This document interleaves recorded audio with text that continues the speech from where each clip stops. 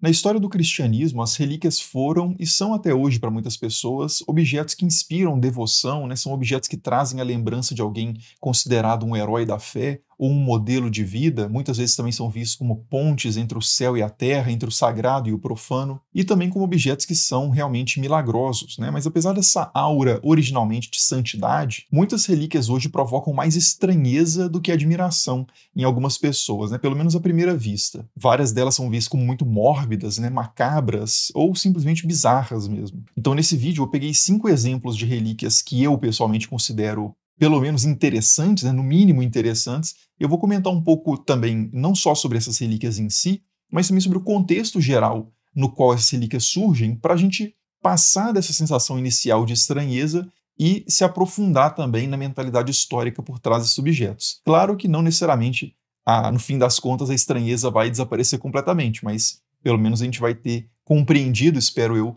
um pouco melhor mais coisas do que meramente estranheza. Agora, só um detalhe que você pode ter reparado nessa imagem parecendo uma insider, né? Tipo essa que eu estou usando aqui, mas na verdade essa é uma relíquia chamada Santa Túnica, que remontaria supostamente aos tempos de Jesus. Em outras fotos parece bem menos uma insider, né? A malha é bem diferente, por exemplo, não é o modal da insider, que é uma tecnologia têxtil super recente, com as características de ser extremamente macia, desamassar no corpo, evaporar o suor com mais facilidade. Até poderia existir uma insider que fosse uma relíquia, porque recentemente foi canonizado um santo nascido em 1991, que é o Carlo Acutis, que chegou a jogar videogame, que usou roupa de marca, mas ele era italiano e não chegou a ter uma insider até onde eu sei, né? Mas você pode ter uma clicando no primeiro link do comentário fixado aí ou na descrição do vídeo e usando o meu cupom ESTRANHA, né? E eu recomendo fortemente. Valeu, Insider, por apoiar esse vídeo.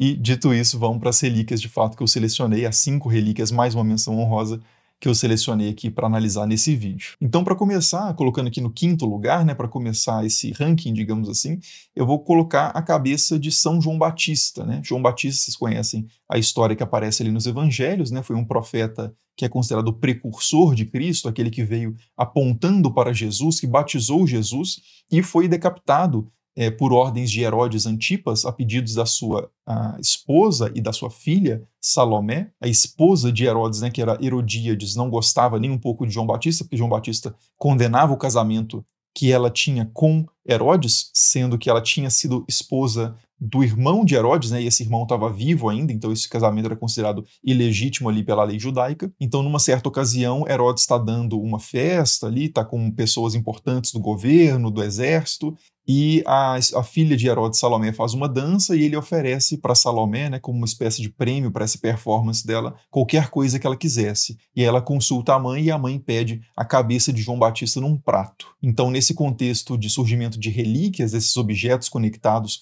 com pessoas e histórias consideradas sagradas, a cabeça de João Batista, claro, apareceria muito na história do cristianismo, até demais, talvez, porque a gente tem pelo menos 4 grandes candidatos, né, 4 objetos que são apresentados com mais força, como se fossem a cabeça verdadeira de João Batista. Um deles está numa catedral na França, em Amiens, e ela chegou nessa catedral, né? Essa catedral foi construída no século XIII, e logo no início esse objeto foi colocado no centro dessa catedral como um objeto, um eixo devocional. Hoje essa cabeça está num relicário, né, que é o recipiente, o objeto que protege a relíquia ali, construído posteriormente. Esse relicário atual que a gente vê nessa foto, por exemplo, é do século XIX, mas, como eu disse, é no século XIII, no contexto da Quarta Cruzada, é que a relíquia foi inicialmente introduzida ali nessa catedral. E a gente também tem em Roma, na igreja de São Silvestre, uma cabeça, né, de João Batista também, que é apresentada como a cabeça verdadeira de João Batista. Em Munique, no museu,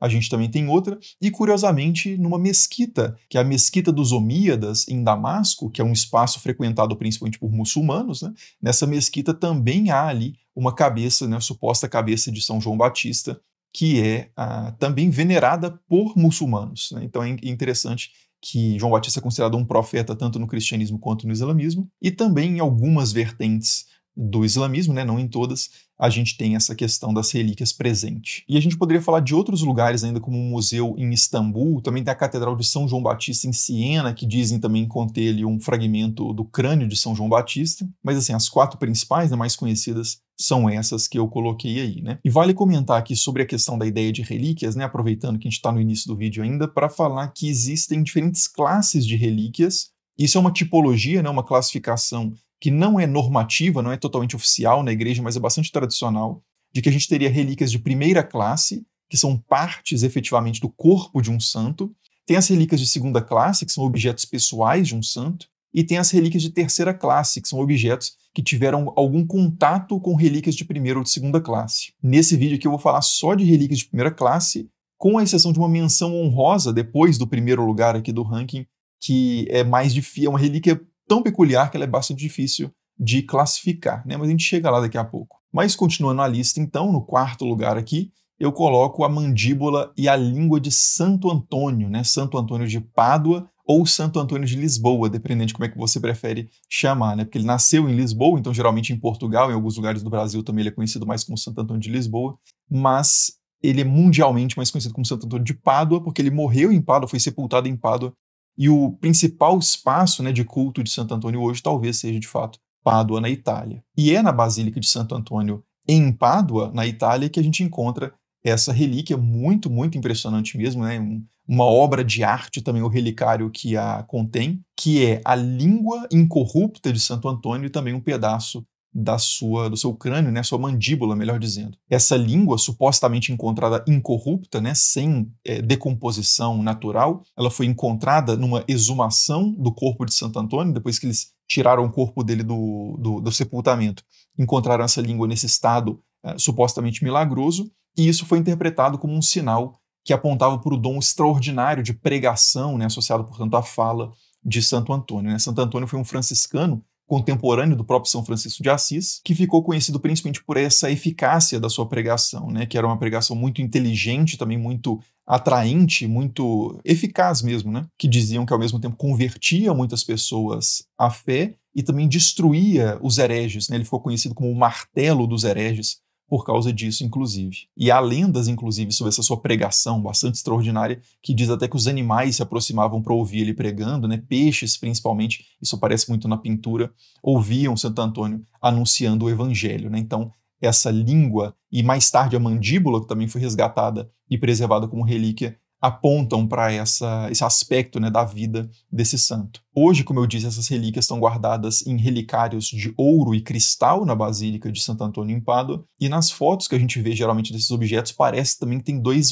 olhos ali, né, ou talvez duas amígdalas, às vezes as pessoas interpretam dessa forma também, mas na verdade não é nada disso, é simplesmente reflexo da cúpula ali que protege a relíquia, né, aí fica uma imagem ainda mais curiosa, como se fosse necessário adicionar alguma coisa aí para tornar isso impressionante, né? Uma imagem impressionante, mas só esclarecendo, isso não são olhos nem nada do tipo, é só reflexo. E falando em cúpula e em proteção de relíquias, a gente passa para a terceira relíquia aqui, que é o cérebro de São João Bosco, né? Também conhecido como Dom Bosco. Essa relíquia está na Basílica de Maria Auxiliadora, em Turim, também na Itália. E São João Bosco, né, como eu disse, muito conhecido como Dom Bosco também, já é uma figura bem mais recente, do século XIX. Ele ficou conhecido pelo seu trabalho com crianças pobres, principalmente, né, e órfãos, ali no contexto da Revolução Industrial, e teve muito interesse também na área de educação. Hoje tem muitos colégios, instituições salesianas, né, esses salesianos são uma congregação fundada pelo Dom Bosco que remete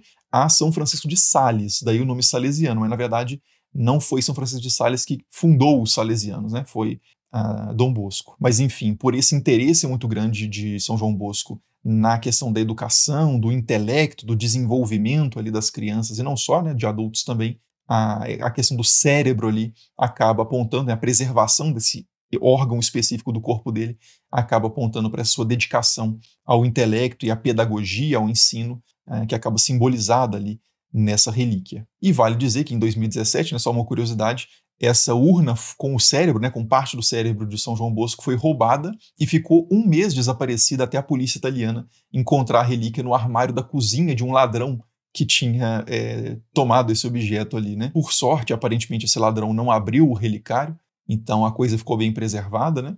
Não teve nenhum dano significativo até onde eu sei, mas e agora já voltou, né, para a exposição em Turim. E aqui vale a pena fazer um parênteses, né, sobre essa questão da aparente morbidez dessas relíquias, né? Porque realmente cabeças decapitadas, línguas e mandíbulas expostas, cérebros em exposição também, tudo isso parece muito estranho e macabro, e de fato as relíquias têm uma relação bem óbvia com a morte, né? São partes realmente de cadáveres ou pertences de pessoas que já morreram, mas no contexto original em que a questão da veneração de relíquias foi se desenvolvendo historicamente, elas não eram vistas como macabras, né, pelos cristãos que adotavam esses objetos por dois motivos principais. Primeiro, que as pessoas naquele contexto tinham uma relação muito mais próxima com a morte do que a gente tem hoje. Hoje em dia é muito comum que as pessoas praticamente morram escondidas, né, num ambiente secreto, que são os hospitais, né, por uma questão que faz todo sentido também do cuidado que os hospitais podem oferecer melhor do que o ambiente doméstico muitas vezes.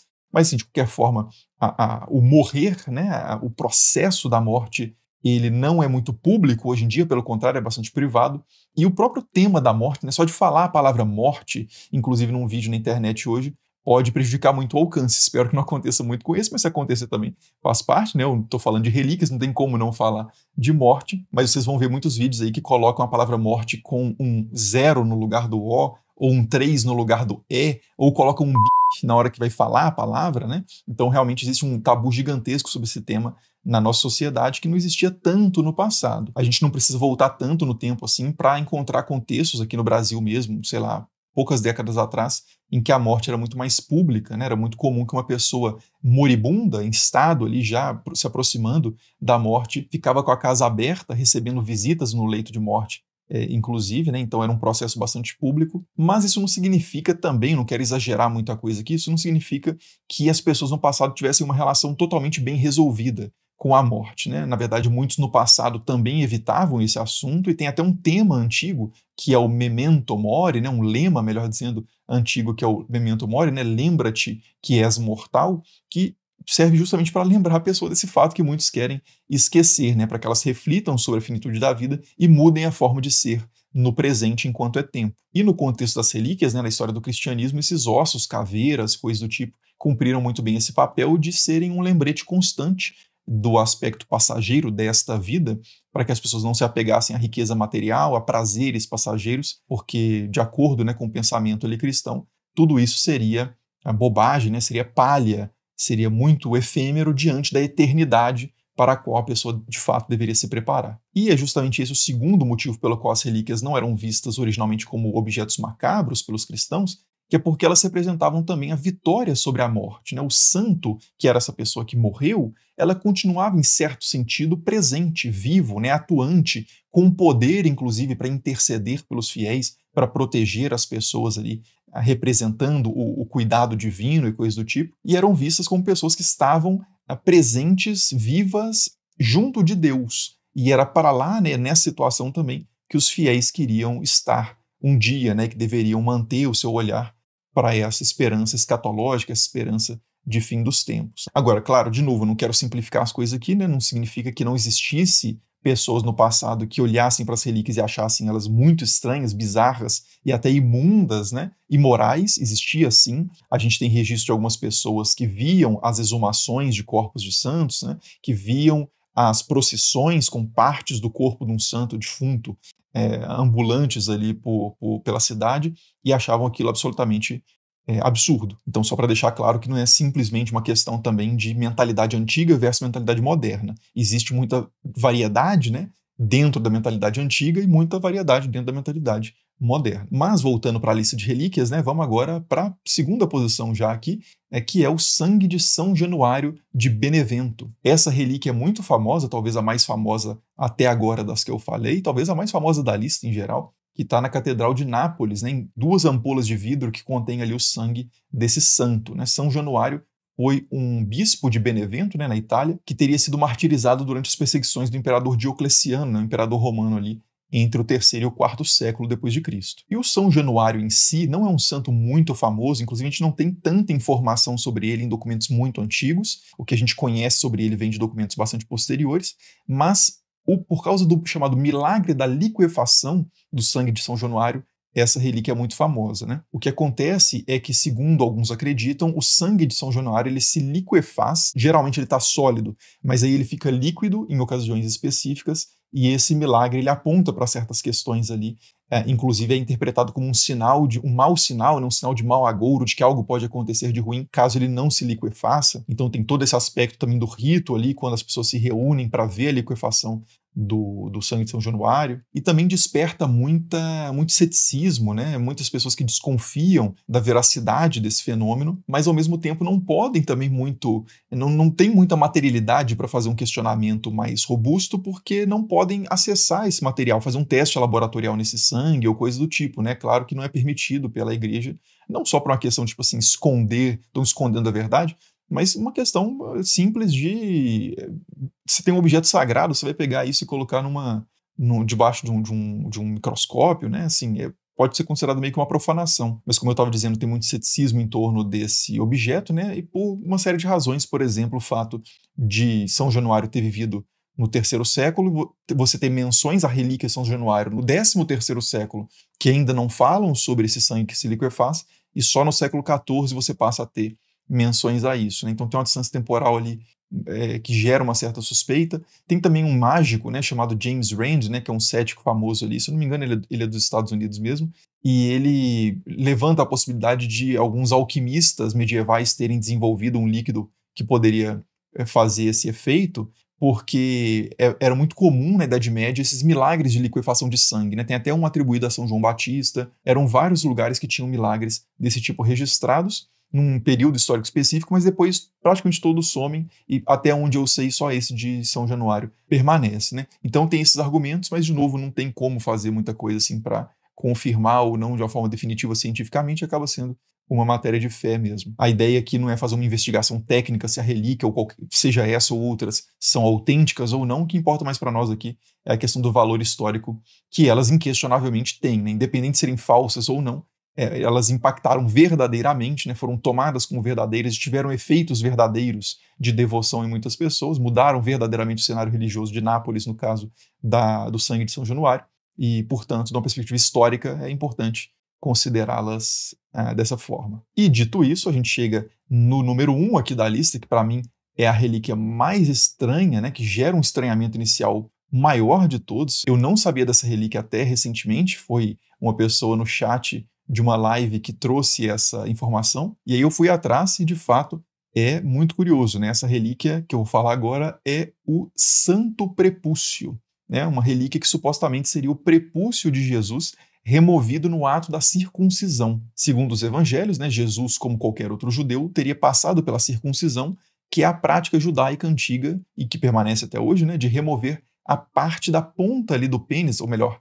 a parte da pele mais na ponta do pênis, como um sinal de aliança com Deus. E isso era, né, e como eu disse, é um ritual que permanece entre os judeus. Tem outros povos que praticam também com outros significados, mas muitas pessoas e templos na Idade Média, por causa dessa história da circuncisão de Jesus, alegavam ter a posse dessa parte bem específica do corpo de Cristo. E no contexto da teologia cristã, né, essa ênfase na fisicalidade, na humanidade de Jesus, era muito importante para a afirmação de uma doutrina central do cristianismo, que é a doutrina da encarnação, né, de que Deus de fato se fez carne. Então, por mais que possa parecer muito estranho mesmo essa questão do prepúcio de Jesus como uma relíquia, ela era considerada muito valiosa e bastante solene, né, no contexto medieval ali e também do início do período moderno. Existe até uma tradição muito curiosa que fala sobre Santa Catarina de Siena, que é uma mística medieval muito importante, que ela teria recebido do próprio Jesus, numa visão mística, né, o Santo Prepúcio como aliança do casamento espiritual entre os dois, né, que representa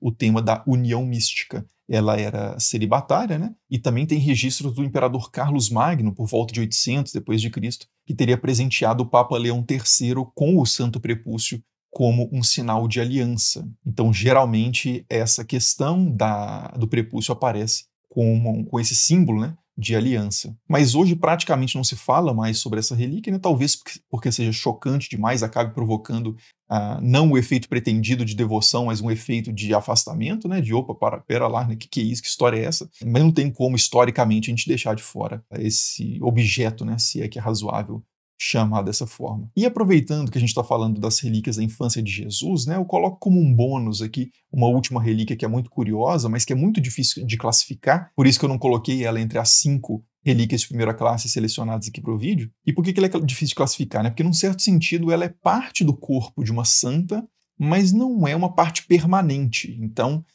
alguns consideram que nem é exatamente parte do corpo. Então fica estranho classificá-la como uma relíquia de primeira classe, mas também ela não é exatamente um pertence de uma santa, então também fica estranho chamar de relíquia de segunda classe. Então a gente poderia, né, e é o que geralmente acontece, classificar essa relíquia como uma relíquia de terceira classe, mas não há muito consenso sobre isso não, tá? E eu estou falando de quê aqui, né? Eu estou falando sobre o leite materno de Maria. Na história da arte existe um termo muito recorrente que é o da Madonna lactans, né? A senhora amamentando, que são pinturas ali, ícones que tem Maria amamentando Jesus, beleza, né?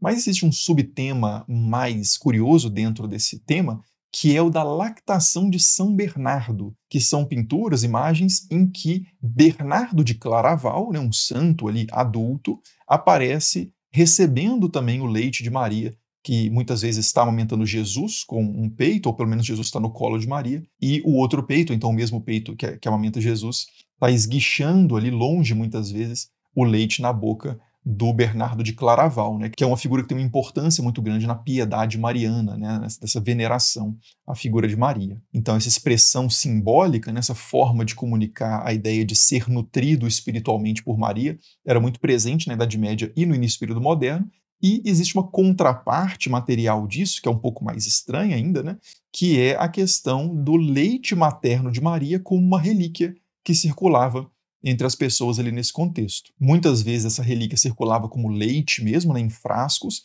ou então como um pó branco, que diziam ter sido retirado da Gruta do Leite em Belém, onde Jesus teria sido amamentado e o leite teria pingado numa certa ocasião no chão da gruta e todo o chão teria ficado branco. E aí as pessoas iam lá, raspavam um pouco desse chão, que seria, portanto, uma relíquia de terceira classe, né, que teve contato com uma relíquia de primeira, se é que a gente considera o leite parte do corpo da santa, que é a Virgem Maria, mas de qualquer forma as pessoas, independente dessa classificação, distribuíam ou vendiam, muitas vezes, essa substância até com propriedades medicinais. A venda de relíquias, claro, sempre foi denunciada como um pecado gravíssimo, né? Mas se tem gente denunciando, é porque tem gente fazendo, então mais frequente ainda talvez que a denúncia dessa prática tenha sido a própria prática, né, a realização dela. E como esse é um vídeo de história, né, é importante dizer que para um historiador, a história do catolicismo não é só a história do que a igreja defendeu oficialmente, mas a história de tudo que os católicos efetivamente fizeram, né? Então a piedade genuína inspirada por relíquias faz parte dessa história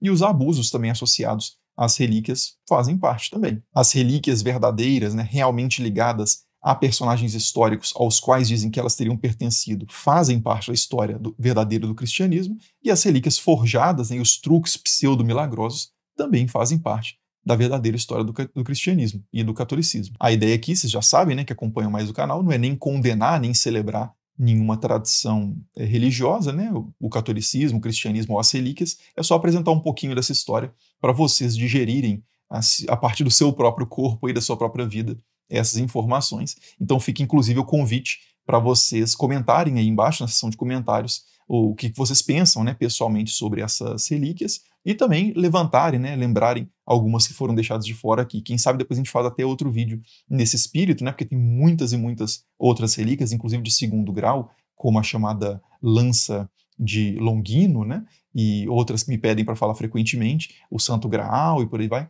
que a gente pode falar depois em outra ocasião. Mas, por enquanto, é isso. Como sempre, as referências consultadas estarão aí na descrição do vídeo. Muito obrigado por assistir e até o próximo. Falou!